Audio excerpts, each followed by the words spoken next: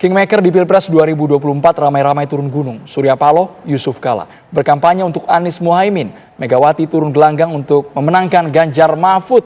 Susilo Bambang Yudhoyono berkampanye untuk pasangan Prabowo Gibran. Sementara Presiden Joko Widodo hari Minggu bertemu Ketua Umum Partai Demokrat Agus Harimurti Yudhoyono di Yogyakarta. Dan hari ini pemirsa, Presiden Joko Widodo terlihat makan bakso dengan capres nomor urut 2 Prabowo Subianto. Apakah turun gunungnya para Kingmaker bisa mendongkrak suara capres-cawapres dan bahkan menentukan Pilpres menjadi 1 atau 2 putaran? Kita akan bahas bersama dengan sejumlah pakar politik, yaitu ada Bang Henry Satrio yang saat ini sudah hadir ke studio kami. Selamat sore Bang Hensat. Selamat sore. Kemudian juga ada Prof. Burhanuddin Muhtadi yang bergabung bersama kami. Selamat sore Prof. Burhanuddin, dan juga ada Bang Ahmad Khairul Umam. Selamat sore Bapak-Bapak semua. Sore Tisa. Ya, pertama saya ingin ke Bang Henry Satrio yang sudah hadir ke studio kami. Bang Henry Satrio, sebetulnya sebesar apa pengaruh turun gunungnya para Kingmaker untuk 3 capres-cawapres ini bagi kemenangan? Ya, kalau kita bicara Pilpres, terlalu naif kalau saya katakan tidak ada pengaruhnya ya.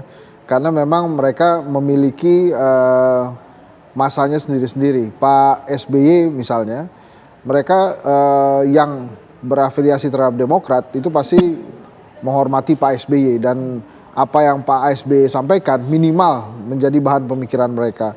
Sama dengan Yusuf Kala ataupun Surya Paloh. Memang yang dampaknya terbesar menurut saya adalah Megawati Soekarno Putri, karena glue atau lem terkuat dari PDI Perjuangan itu ada di Terah Soekarno yang dimiliki oleh Bu Megawati Soekarno Putri gitu ya. Lain lagi dengan Pak Prabowo, karena memang Prabowo Gibran saat ini elektabilitas yang dicapai itu mau tidak mau, suka atau tidak suka, itu karena pengaruh seorang Jokowi.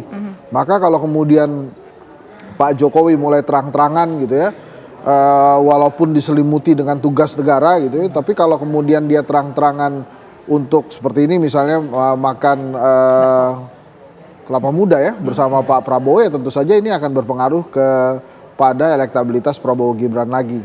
Nah, tapi menurut saya ada yang lebih penting buat para quote and quote jago tua ini ya, untuk turun itu bukan semata-mata memenangkan calon mereka di Pilpres, tapi juga bertanggung jawab atas elektabilitas mereka di Pileg.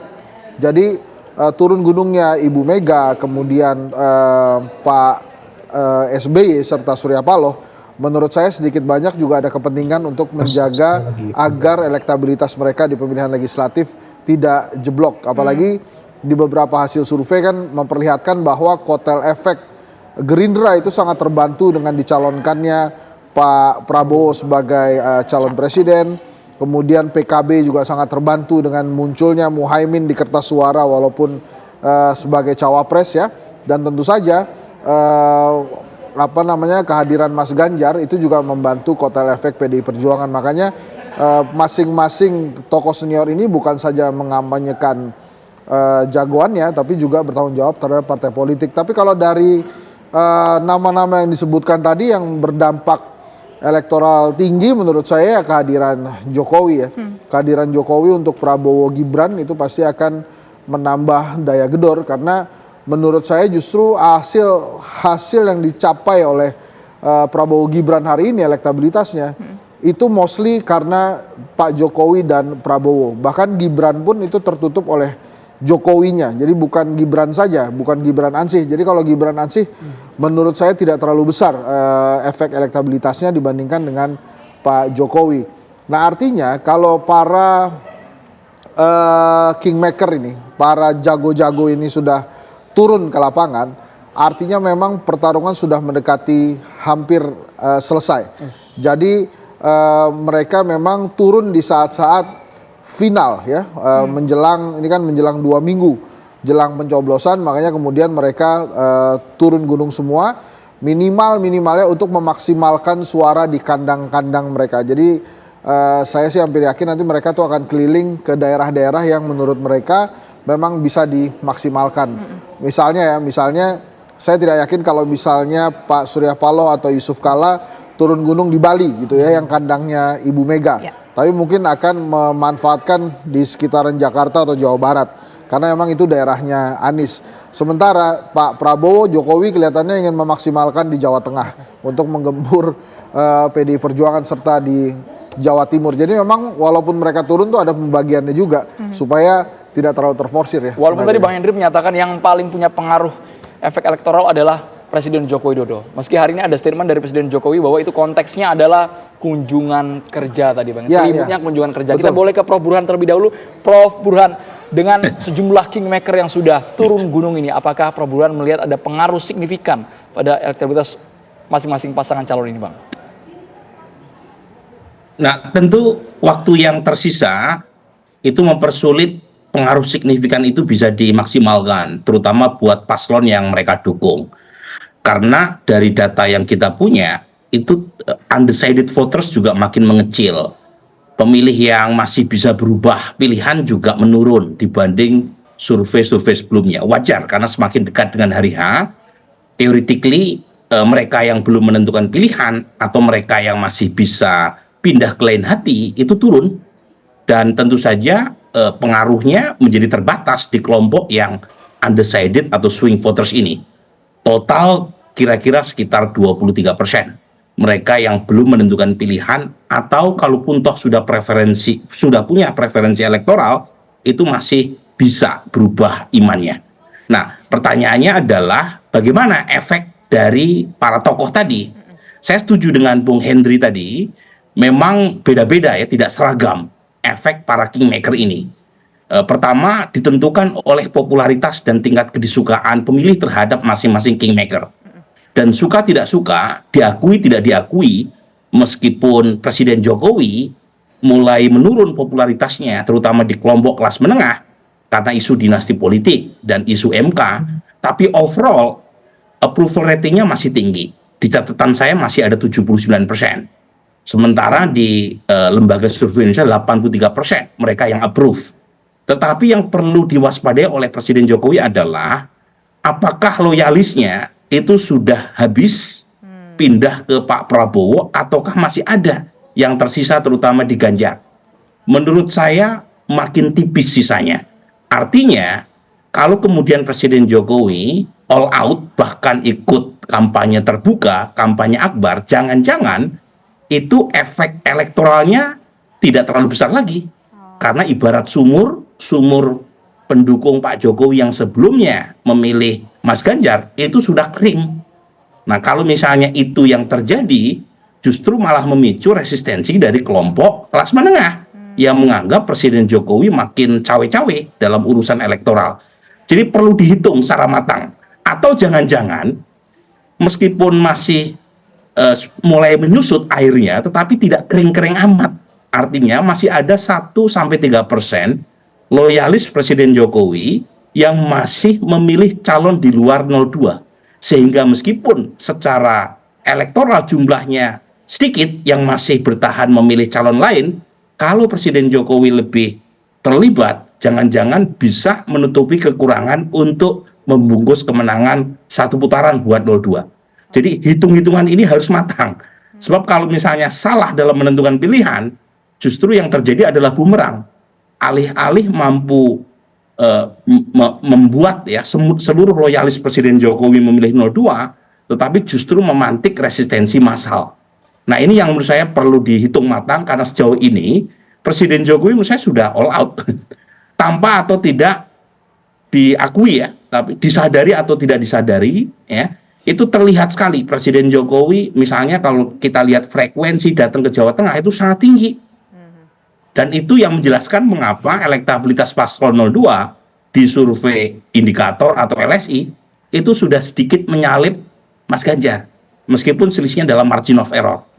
Jadi pertanyaannya, kalau masih di-push lagi, jangan-jangan efek elektoralnya sudah habis, atau jangan-jangan justru mampu menutupi kekurangan buat 02 agar segera bisa memastikan satu putaran.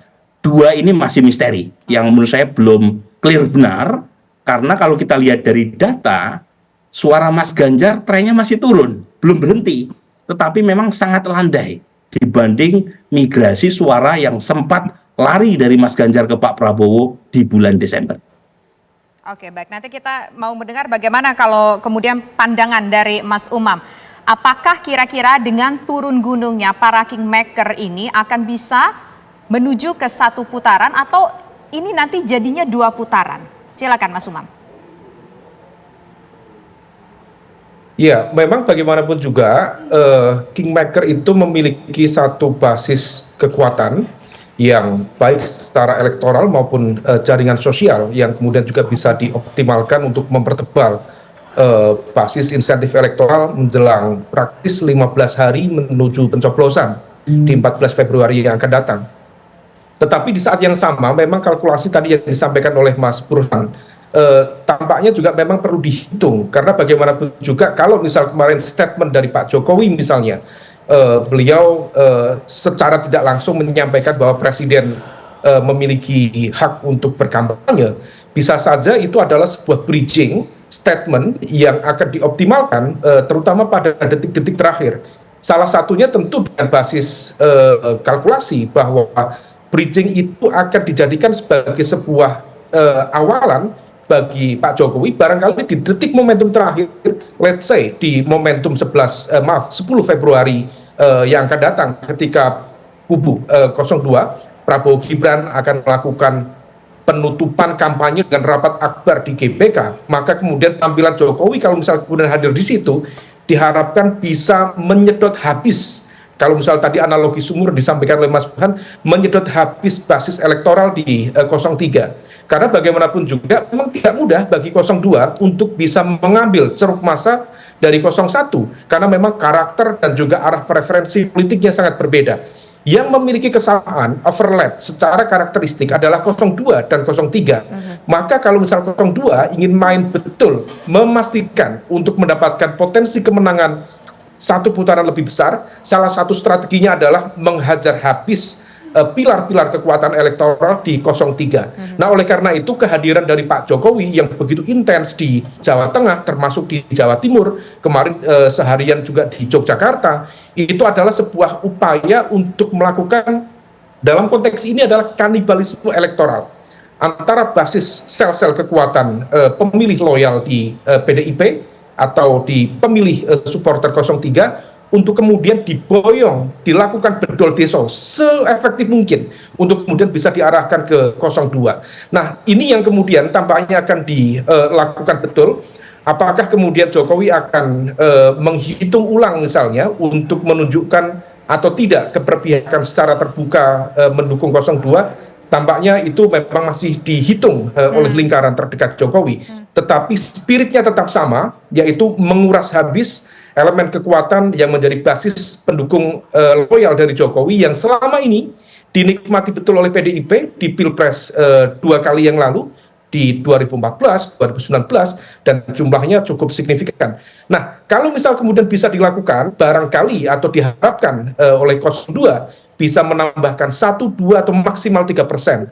Memang kecil dari sisi angka, prosentase, tapi 1% itu kalau kita konversi menjadi angka suara, itu equal dengan sekitar 1,5 sampai 2 juta. Artinya bahwa peran dari Kingmaker dalam konteks ini, Pak Jokowi, apalagi 02 barangkali bisa mengklaim ada 2 mantan presiden antara Jokowi dan juga SBY untuk memberikan dukungan secara terbuka kepada 02. Sementara Bu Mega tampaknya menjadi queenmaker sendiri di kubu 03, dan di kubu 01 ada Pak Surya Paloh, ada Pak JK yang tentu akan mengoptimalkan jaringan kekuatan dan juga sosial politiknya untuk mengoptimalkan basis kekuatan 01 secara kompetitif. Mas Andro. Baik Mas Umam, lalu bagaimana dengan figur Kingmaker yang mungkin secara elektoral paslonnya masih tertinggal jauh dari lembaga survei yang ada? Mungkinkah mereka harus datang ke wilayah yang memang diungguli oleh 02 atau seperti apa Bang Hensat? Sesaat lagi kita harus jeda hanya di Kabar Petang pemirsa.